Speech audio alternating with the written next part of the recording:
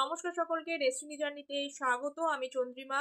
আজকের যে জ্যোতিষ আলোচনা থাকছে যে কেতু 12টা ভাবে কি ধরনের ফল দেয় মেষ থেকে মীন রাশিতে, সেই হিসেবে আলোচনা করব। আপনার কোন ভাবে কিন্তু কেতু অবস্থান করছে সেটাই দেখব। এটা একটি জেনারেল ভিত্তিক মানে সাধারণ আলোচনা।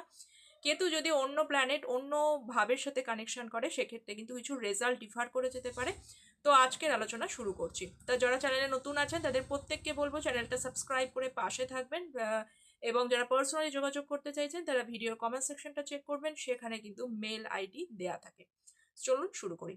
কেতু ইন এরিস, মেষ রাশির ঘরে যদি কেতু থাকে সেই ব্যক্তি কিন্তু একটু চাপা প্রকৃতির হয় এবং ফিয়ারলেস হয়। 2 নম্বর হচ্ছে কেতু ইন টরাস, যদি বৃষ রাশির ঘরে থাকে তাহলে কেতু অনেক সময় তারা কি হয়, একটু অর্থোডক্স নেচারের হয়, লজিক্যাল হয় এবং ডিটারমাইন্ড হয়।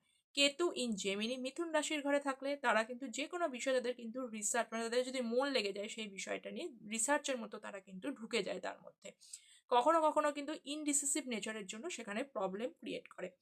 কেতু ইন ক্যান্সার, যদি কর্কট রাশির ঘরে কেতু থাকে সেই নেটিভ কিন্তু বিনয়ী প্রকৃতির হয়, অন্যের ফিলিংস খুব ভালোভাবে বুঝতে পারে।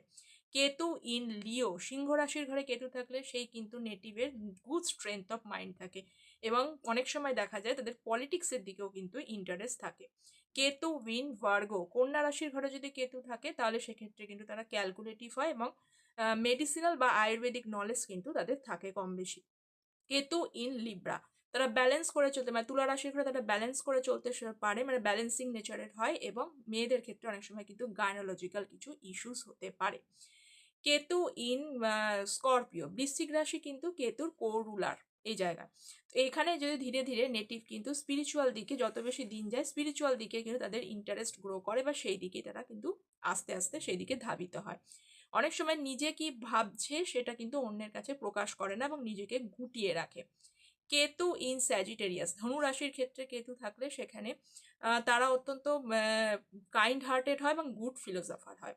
কেতু ইন ক্যাপ্রিকন, মকর রাশির ঘরে যদি কেতু থাকে তাহলে কিন্তু সেই নেটিভ হচ্ছে প্র্যাকটিক্যাল থিঙ্কার হয় এবং নি রিলেটেড কিছু প্রবলেম আসতে পারে ভবিষ্যতে।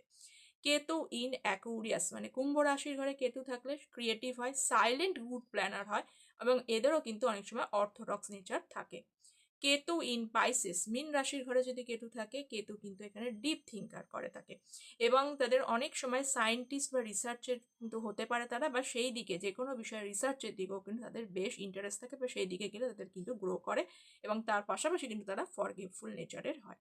তো আজকে ছিল এই ধরনের আলোচনা। দেখা হচ্ছে পরের একটি জ্যোতিষ তথ্য নিয়ে। ততক্ষণ পর্যন্ত সকলে ভালো থাকবেন। Thank you so very much.